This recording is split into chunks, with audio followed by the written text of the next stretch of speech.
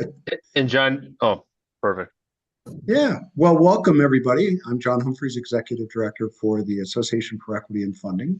Joining me are two vice presidents from R.W. Baird, Marquez Guzman and Elise Mern, both of whom have good experience with high-cost special education aid and helping school districts capture this interesting and unique source of revenues. And it's timely because the claims are due here in just a few weeks. When we started talking about this, we thought maybe it would be just timely in part because there might be a few kids for whom you can make some claims, uh, even if you haven't done a lot of homework in the last year. Um, One of the neat, interesting pieces is that the amount of money in this funding pool has gone up this year. We also identified through the recent publication from the Legislative Fiscal Bureau that there are about 150 districts that didn't plan to claim at all. So there's some money here, and Marquez and Elise are going to help us capture some of that. So guys, thank you.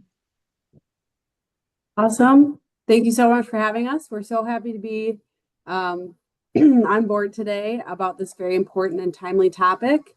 As John so nicely introduced us, Marquez and I are members of the Baird School Business Solutions team. We work with school districts all across the state, large and small, in a couple of different ways. But this would kind of fall under our training and consulting arm of how we support school districts. And here's the team that gets to serve you. On top, you'll see our banking teammates who work primarily on debt service, capital planning, levy and mill rate management, etc. While the School Business Solutions team is made up of school business office professionals with over 50 years of experience in school business offices, kind of really working more so on the operational side of budgets. And high cost special education aid definitely falls in more of our area of the wheelhouse. So I'll kick off our presentation today, and then Marquez will take over with some of the nitty gritty nuts and bolts. We get to see everybody 3 times over the next couple of months. So we're super excited to talk about this today, talk about maximizing special education aid in March, in March, and then budgeting tips and tricks in April. It's good timing as you're heading into some of those preliminary budget discussions ahead of your June final budget planning meetings with your boards and constituents. So our goal for today is that we are going to kind of go over the basics of high cost special education aid. Some of you on the call may be familiar with it. Some of you may not. Maybe hopefully you've joined because you'd like to learn more. So that's our goal for that kind of first part of the presentation. We're going to help you identify eligible students and costs, and then talk through the claiming process and timeline. So some of the, what it is, the high cost special ed aid 101. So this aid provides additional support for school districts and other eligible LEAs serving students with disabilities that are significant and costly.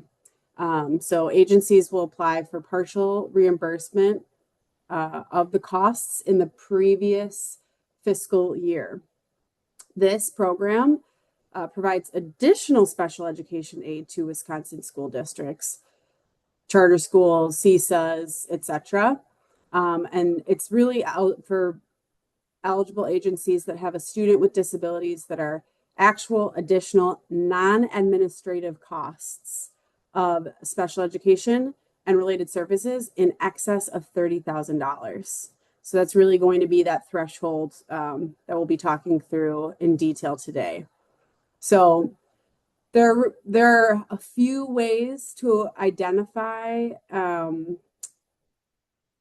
for those of you who are thinking about how to apply, there are a few ways to identify those costs that were incurred for the special education and related services. We're really going to focus heavily on the underlying student-specific costs today just based on our timing and because we found that that is the most common eligible reimbursement cost that districts see. And, you know, happy to help with any of the other categories of costs, but you'll see us focusing primarily today on the child specific or the student specific costs.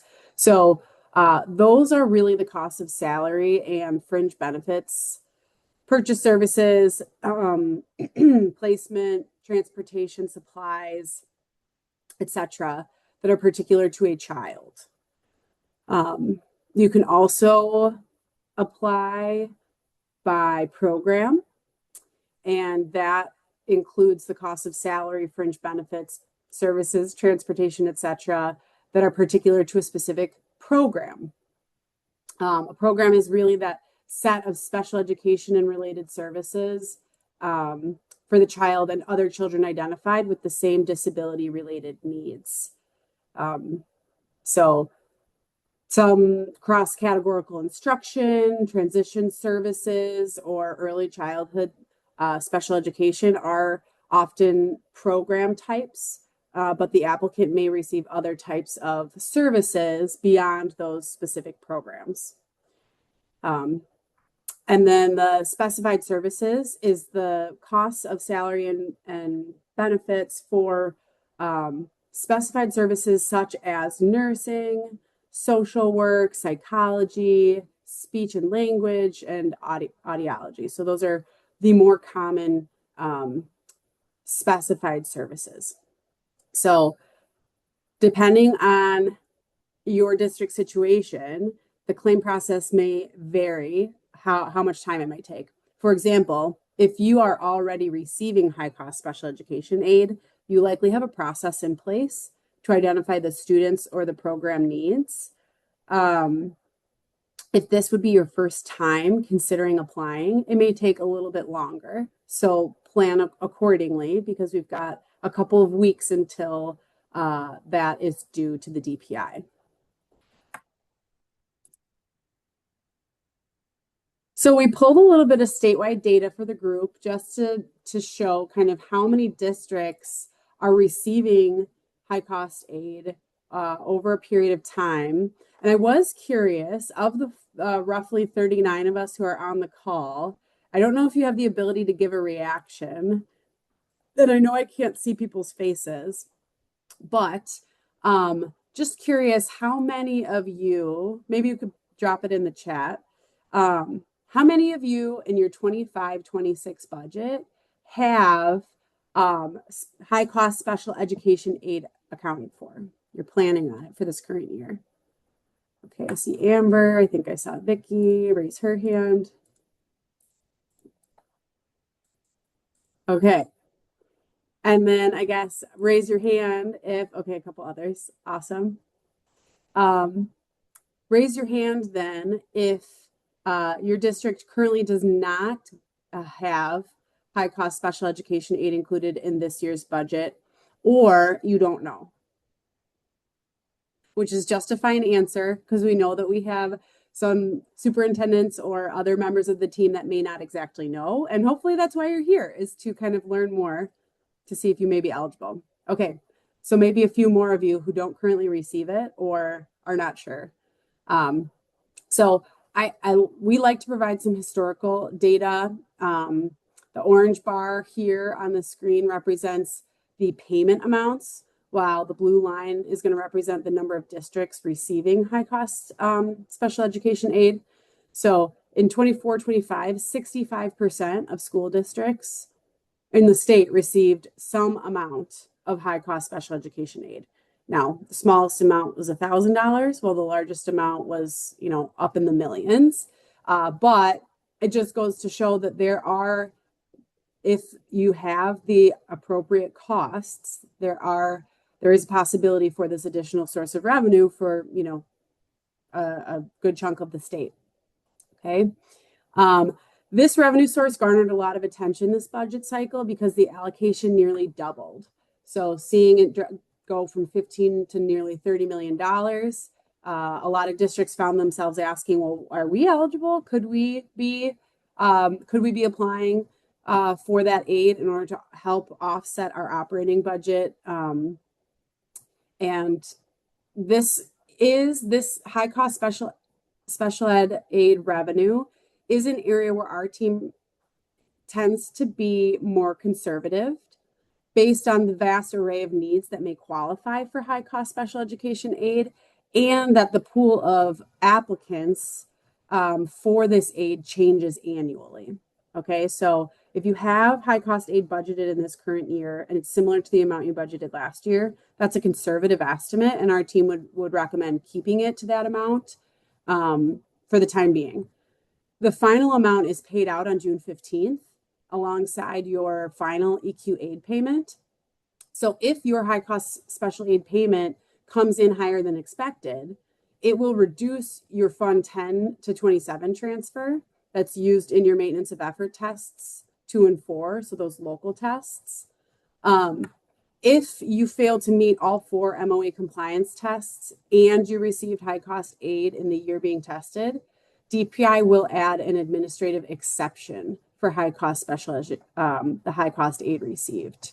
No exception will be added if at least 1 compliance test is met. So just as you're thinking about current year budget and next year budget, those are some good things to be aware of in relation to MOE compliance as well. So shifting gears, Marquez is now going to cover what kinds of costs are typically identified for high cost special education aid. So we'll flip it over to Marquez. All right. Thanks, Elise. Thanks, John. I always like to keep it real with school districts, right? And in my previous 2 districts, we filed high cost claims each year, and it was maybe on the list of my things I looked forward to the least each year, right? Because it can be a lot of work, especially if you start doing the program costs, some of the equipment, those specified services. So, as Elise mentioned on today's webinar here, right? It's a pretty short time we have. We're going to keep it very high level, but focus mostly on those student specific costs. And so just keep that in mind. If you've done this before, right? Obviously, I'm not going to cover everything. We don't have quite the time there. But if this is new to you, or you're wondering, are we doing this, right? The question is, what students are eligible for high cost special ed aid? And when I first got to my last school district that I worked in, I basically said the student either has to have one of 3 things, right? They either have to have a private placement, a student that we send to a different school where we pay tuition for. They either have to have an one-on-one aid, or they have to have some sort of other, maybe deaf and hard of hearing interpreter, right?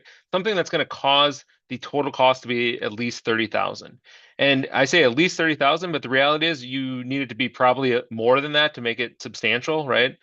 Because it's the $30,000, but then there's going to be a subtraction of your deductible revenues, right? And that's going to include your special education categorical aid that you're receiving. If you're paying for any of these costs with IDEA grants, that revenue is considered a deductible revenue. There's the SBS, the school-based services Medicaid reimbursement revenue that you might receive for a student. That's going to be considered a deductible revenue. And then it's pretty rare, but they're on the open enrollment process, right? There's a way for you to claim actual special ed costs. That if you do that, which it's pretty rare, if you do that, then that revenue that you receive through that, where you have to submit a financial statement for those costs, that would also be a deductible revenue. So these students that you would be submitting a claim for, right? They have to be pretty significant, right? The majority of special ed students their costs will not qualify, right? These are the above and beyond ones, the ones with exceptional costs, right? So what are some examples of those costs? We've kind of already talked about this, right? It's those alternative programs or placements that are outlined in the student's IEP. And you'll notice I wrote outlined in student's IEP in every single one, right? Because it's going to be very important that you can tie this back to the IEP. One-on-one aids outlined in the student's IEP. Specialized transportation is another one, right? So in my previous district, we had our bus. We had a bus. We contracted out for transportation, and our bus company actually broke out on the invoice. We had a small route with I think about maybe 5 or 6 students with special needs. And they itemized the invoice based on each one based on the mileage, right? So that might be a little unique, right? In a larger district, that's probably not reasonable, but in our district, that was something we negotiated with our bus company so we could individually figure out what portion of the bus invoice could be attributed to each student. And then, right, the special ed programs or classrooms with low student to staff ratios. In my previous district, we had a very small autism unit, right? And there was only 2 students in the classroom. It had 1 teacher, 1 aide, right? That was one of the things we claimed through the program cost method. But that can be a little more nuanced. And as I mentioned earlier, right, we're going to focus on the student specific. Just wanted to give out some examples of some of those eligible costs for high cost. Moving on, right, the timeline, right? So the portal for high cost special education is found on the WSFIP, right? The Wisconsin School Finance Portal. It's under there's financial things in WSFIP, and then there's student-based financial reports in WSFIP, and this is under that student-based one. So sometimes you might see that it's collapsed or hidden when you go into WSFIP. So just be aware that you might have to expand it. On the screenshot on the slide here, I've circled it in red. It's going to say high cost special education. That portal, right, opened up on December 15th, so a couple months ago, and it closes coming up here on March 2nd, right? So this is coming up fast, right? And I said this can be time consuming, can take a while. So you really want to get moving on this if this is something you're not doing and you want to get done here before March 2nd. And that's when I talked to John at the state ed convention a couple weeks ago, right? He was like, can we do this? And I was like, yeah, if we're going to do it, we got to do it soon because this deadline's coming up. So Yeah, and just be aware of that. one thing that tripped me up, Marquez, was I was in the wrong year when I started last year. So yeah, you got to make sure you're submitting a claim for the last year, and that's in the upper right hand corner. Great call there, John. So I don't actually have access anymore to the high cost claim portal, right? So that is something I would have picked up if I was actually still in there. But to John's point, in the upper right corner, you can flip the fiscal year and you have to flip it back to the 24-25 fiscal year to file the high cost claim, right? Because it's for the prior year expenses or costs. Another thing, right? This is, I always say when somebody's brand new to a district, right? The hardest thing is getting access to everything, right? So in order to do this claim, you're going to need access to WSFIP as a student data administrator role. And that's given to you by the district security administrator, the DSA, right? So if you don't have that, if you log into WSFIP, first of all, if you don't have WSFIP, you got to get access to WSFIP. If you log into WSFIP and you still don't see it, you got to talk to whoever in your district is in that DSA role, and they have to give you access. You will need to know the student WISE ID numbers, right, for each student, and then ultimately you're going to need access to the financial data to be able to report those costs. And this is where, depending on the size of your district, it might be a group effort, right? Your business office is going to have access to those financial records, payroll, invoices, things like that. Your, special ed department or student services department, right? They might have already identified the students. And really, in my district, right, there was always a time where I sat down with our special ed director. We went over a list of potential students, and then throughout the year, right, we added to a spreadsheet. Here are some of the costs, so we could track it. And we'll touch on that a little bit later. But just be aware, even if you want to get started today, right, you might not be able to. You'll have to make sure you have the proper access to get this done. Now, in terms of the claim process, I've included some screenshots, and big shout out to Rick Cruz over at DPI. He had some resources on their page, so I've snipped from his presentations, right, and taken a lot of the screenshots here from former DPI presentations. But I blew up the screenshot on the previous slide there, showing the high cost special education. Right, you would click on that. And then the second screenshot on the bottom here shows you the different ways you can report your costs, right? There's the student one, which is what we'll focus on. But then, as we mentioned, there's program costs, equipment, and specified services. So in this example, we're going to click on the student tab, right? You click on that. And the first thing that pops up is going to be, you have to enter the student details, and that's where that WISE ID comes into play. So for me, working in a business office, I didn't readily have student WISE IDs access to that, right?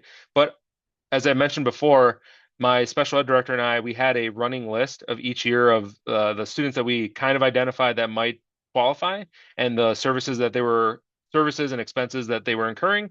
Um, and on that spreadsheet, they also had the student's WISE ID, right? So I didn't have to waste time trying to find WISE IDs for the students. I had their names, but the WISE ID is actually more important than the name, right? Ideally, you have both, right? Additionally, we talked about that Medicaid SBS revenue. So that's that school-based services revenue. So the long story with that is, long story short is, districts provide Medicaid eligible services to students while they're in school. And so the federal government, reimburses schools based on the services provided. And that's, those checks that you get from Forward Health. If you do, that's where that would fall from. But ideally, to determine how much revenue is being generated or received for each student, you likely work with a Medicaid SBS provider or contact. Compass Care and MJ Care are the two that come to mind that I think the majority of districts in the state work with. But this would be my annual reminder to reach out to them and say, hey, can you provide me a list of the Medicaid SBS revenue for each of our students? And then they would provide me that information, and that's how it populated here. And then we talked about the open enrollment statement revenue. That's if you submit that financial statement with actual costs for your open enrollment students with special needs. If you have any revenue on that, you would plug it in here as well. And then you would hit save, and then you start adding student-specific or child-specific costs, right? And so in the second screenshot down, you see there's a plus sign in the upper left corner, and that's where you would add the salary and benefits, right? Per se, a deaf and hard of hearing interpreter, a one-on-one aid, a private placement. Those are you would click that, and then it would ask you, what's the cost type? Is it a salary and benefit? Is it a purchase service, etc., right? You provide a little description there. And then the next piece is it's going to ask you, how are you paying for this, right? And in special ed, right, things can be coded, they have to be coded to a project. So the question is it project 019, which is non-aidable, and object 380? So 380 is another governmental agency, right? Typically, this would be if let's just say the deaf and hard of hearing interpreter for a student, you were contracting through CISA, right? That's object 386. And when you pay that, it's non-aidable 019 because CISA is actually the employer of that deaf and hard of hearing interpreter, right? They're getting the aid, and then they should be transiting that to you. So that's the reason why this is a little bit of a unique first box, that project 019 and 380 object. The next one is project 011. So those are your aid eligible costs. So think salary and benefits, right? For the if you were the employer of the deaf and hard of hearing interpreter or the one-on-one aid. The next box is other local projects, which is 019, right? Those are non-aidable costs. So I think private placements are non-aidable. So that's where that would fall in. And then the last one is grant funded, right? So if you use your IDEA funds for any of these costs that you're identifying here, you would denote that, right? And I do want to point out, right, for 011 aidable costs, just remember that the employee has to have a valid license, and you actually have to put in the employee's ELO number when you do this. So it ties to make sure that they have the right license for whatever you're claiming. It's similar to WISE grants in that respect. I just wanted to point that out, right? So for me, right, I also did HR in my previous district. So whenever we hired for a special ed position or any position, we always made sure that people had the right license, or they had to start applying for it before we actually hired them. Just make sure that you're not putting something in 011 if the employee that's working with that student does not have a license, because it won't allow you to, and that might pop up, later in the process. John? Marquez, two things on the WISE ID number. Folks can probably get that from Infinite Campus or Skyward. And Yep. then the ELO number, if you look somebody up in the DPI database for licensure, you can get their ELO number there. Correct. Yep. Yep. So you can look up anybody. And ideally, right, if you use like a Skyward for your financial software or HR software, right, there's a spot on there for you to put it in. And, it was our practice to always put that in. So we didn't have to go search for Karen Smith, right, on the, and there's 20 different Karen Smiths, and then you got to know their middle initial and date of birth and stuff. So, but yes, you can look that up on the ELO website through DPI. And so when you do all that, right, it's going to total up those costs, and that's what that last box is showing. I did want to add one more piece on this, and now I'm trying to remember. Oh, so one food for thought, right, is we'll get to this a little bit later when we talk about the $30,000 threshold, right? But the first $30,000 of a student's cost, right? It doesn't matter if it's grant funded or aidable, right? You have to meet that threshold anyway. So in my previous districts, and I think I learned this at a federal funding conference, the WASBO DPI conference that typically happens coming up here. Many years ago, probably 10 years ago, they encourage districts, hey, if you have a private school placement, let's just say it's $50,000, right? Put the first $30,000 in the grant IDEA. That's going to allow you to hit that threshold because it doesn't matter if it's 011, 019 grant funded. And then put the rest in 011 or 019, right? Because then you won't be receiving aid for that, so you won't have the deductible revenue for anything above 30,000, and you'll be able to get full high cost aid on that expense. So it's a little bit nuanced, and I don't want to go too deep into it, but just if you look up some of the DPI presentations, you'll probably see references to trying to make sure you take advantage of that first $30,000 rule. And so you wouldn't want to put the full amount in the grant, right? Because if you did that, then you would have the full cost would be a deductible revenue, and you wouldn't get none of it would be eligible for high cost aid, right? So, but you're only putting in the first 30,000. Anything above that, is going to be eligible for high cost, right? So, don't want to complicate it too much, but we'll kind of walk through an example here. So, you would add as many students as you wanted, right, or were eligible. And the other thing is, it doesn't hurt to put in a student that is right on the cut line, right? So maybe you have $30,000 of cost, right? Or it's close to 30,000, plug it all that in here. And the worst case is it's going to say you have $0 of eligible cost, and you can always take that kid off, right? So when in doubt, just put them on here, see what it's going to show you is eligible. And if it's zero, then you can just remove them, right? But in the spreadsheet that I had with my special ed director, we kind of had these costs laid out and the deductible revenues laid out. So we kind of had a sense already. But if there was ever a doubt, I would just say, put it on there. And the worst that's going to happen is you're going to get $0 reimbursed, right? On the flip side, right, you don't want to put every kid on the spreadsheet or go through the process because you would spend a lot of time and probably have $0, right? So remember, it's just high cost, very, very high, exceptionally costly students or students with very high costs, right? So in this example, I have three different screenshots, right? I got the top part where you go to the finalize, and this is now going to show you a breakdown of each student, right?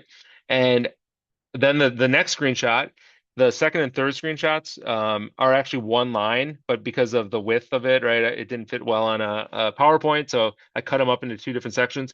That top part is showing that student cost, right?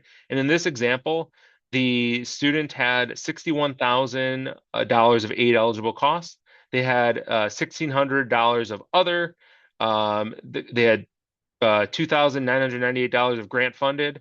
Then they had some specified services, right? So that would have been maybe like a school psychologist or some other people services position that factored in there for aid eligible cost. They had within the specified services, some of it was aid eligible, some of it was other, some of it was grant funded.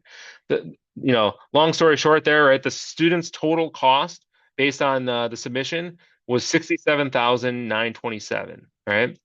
Then the bottom screenshot shows you those student deductible revenues that we talked about, right? So within that, the district is receiving special education aid, right? That's going to be considered a deductible revenue. That came out to $18,889. There was some grant funded costs, right, for this student's costs. They were $3,110. And then in this example, the student didn't have any Medicaid SBS revenue or open enrollment revenue, but their total revenues came out to $21,999, right?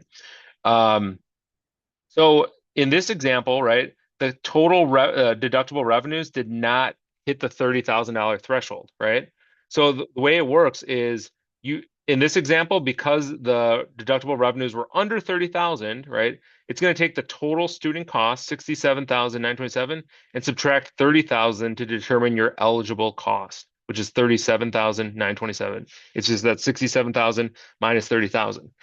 If, however, the deductible revenues were greater than 30,000, those deductible revenues in total are going to be subtracted from that total student cost, right? So let's just say they had more deductible revenues. Maybe they had another $10,000 of grant funded. Now that the total revenues, deductible revenues would be greater than 30,000, and that would be used to deduct from that total student cost to determine the eligible cost in blue. And then the other unique thing is the high cost doesn't guarantee all of the eligible costs. It guarantees 90. It doesn't even guarantee it maxes out at 90% of eligible costs. So even though the 37,000 is the eligible cost, 90% of that is 34,134, which is that last box, right? And then, to make it even more confusing, right? Oftentimes in the past, there wasn't enough money to cover all of the high cost claims. So then it's prorated based on the amount of funding, right? And so, as John and Elise talked about earlier, the amount of funding for this has gone up substantially. And I think the goal is to, by the end of next year, to be able to hit most of those, be able to provide aid for 90% of those eligible costs, right? And so, that's why, this webinar popped up here, right? Because there's a lot more money on the table for schools, and you want to make sure that we're all dealing with the struggles of revenues not keeping pace with expenses, right? And this is just one more available revenue source that we find not every district is taking advantage of. And even if you are, maybe you want to take another look and see, are there any other eligible costs that we're leaving on the table to make sure that we're maximizing our district's revenue. Go Quick ahead, John. thing, Marquez, that on the last slide, the special ed categorical aid, is that one of the ones, does that load in from DPI when you put the student's WISE ID in, right? So we don't have Correct. Yep. to go looking for that number.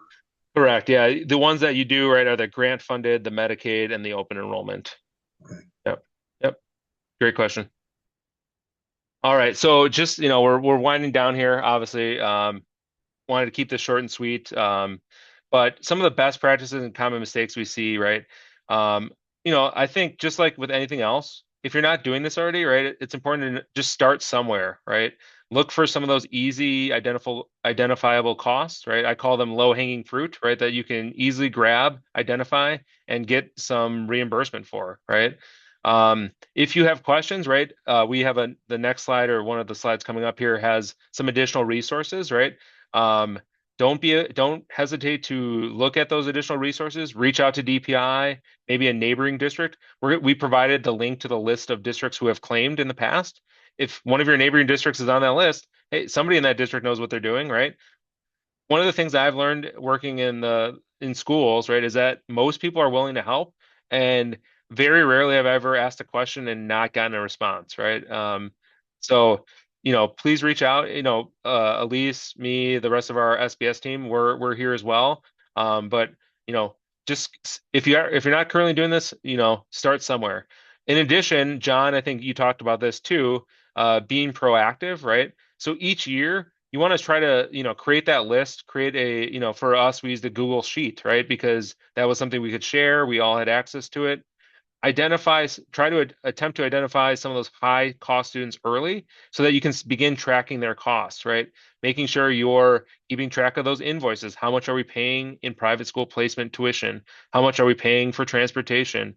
Who is the aide that's assigned to those to that student, right? That's really important because a lot of people aren't starting to work on this until February, right, of the following year. Sometimes you have a new special ed director. Sometimes you have a new business office person. Sometimes the whole special ed department turned over.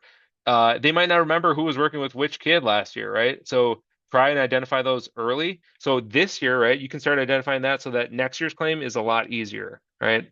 And we always say, I would always have a recap with my special ed director in June before the year ended. Because, and in that case, we actually switched over to a new special ed director in July. But we'd recap in June to make sure, hey, these are the kids we have on the list. And we would kind of almost get the claim started, right? We had a spreadsheet very similar to the actual high cost claim in WSFIP. And for the most part, we had everything identified. It was just a matter of waiting till it opened and then going in and plugging in the numbers, right? So just like anything else, being proactive can help out a lot as well. Well, Um, an example of the low-hanging fruit, Marquez, would be kind of like the one you had up there. It was a student with a sign language interpreter. We know where mhm, we're paying the sign language interpreter from. We're mhm, claiming Medicaid for those services, and we know that dollar amount that we got for that student. DPI loads in the categorical aid that we would have gotten on that cost. So mhm. that 67,000 ended up in some high cost aid for the district. That's a low hanging fruit, perfect example. One person, very discreet, very identifiable. Like you say, and one of the things I do, we've got a student at a CISA program. It's about $50,000 a year. And so that's a very discreet number. I can put that right in. The first 30,000 counts some, and we use flow through for some of that, and then the rest is eligible for high cost. Correct. Yeah. And I also want to point out, right? I didn't cover every single thing, right? You can go deeper in this, and there's more ways to maximize your revenue, right? This was more of a, hey, if you're not doing this, you should consider it, or if you're not sure, here are some ways to start, right? So this was not an all-encompassing review of high cost special ed claiming. It's more of a intro, beginner. Hey, Yeah, are you doing this, right? And then I think on the last slide here, we've got some resources here. We've got the high cost webpage for DPI, some of the claiming instructions where I got some of the screenshots from, some frequently asked questions. Wanakee Community School District is one of the oh, highest claiming districts, and they have a template for compiling that data. So I took that from one of a WASBO presentation. So shout out to Wanakee Community School District. And then I put the contact information for Rick Cruz, who would be the DPI contact if you have questions specific to high cost. that's so funny. I was going to ask you about a template, like Yeah. because I was just building one yesterday with my special ed coordinator. I'm like, okay, what exactly do we need? Because we're using these CISA programs, but this year we actually hired somebody to run the program, and so I'm going to have to do a program. So I need to know exactly who's doing what when. So Yep, perfect. And then, John, we'll be sharing the presentation with you, and I think you're going to be posting it somewhere so people can access it. So you'll have these slides here. But just to recap some of those actionable steps, right? You want to determine, do you have any eligible costs? You want to make sure you can hit that deadline here coming up on Monday, March 2nd. It's coming up fast. And then, if you're going to do this, maybe you're not going to do it this year, but you can start preparing for next year's claim by compiling that documentation this year. So that was just kind of the recap. Elise and I are very thankful for this opportunity to, present here. Thanks, John, for inviting us. And we have time for questions if there's any. Otherwise, we'll stick around for a little bit here as well. yeah, if anybody, you can feel free to unmute, and if you want to turn your camera on or not, that's fine. People might still be in their jammies. It's only 1:30. So thanks everybody for attending. All right. Thank you both. I'm going to stop our recording here.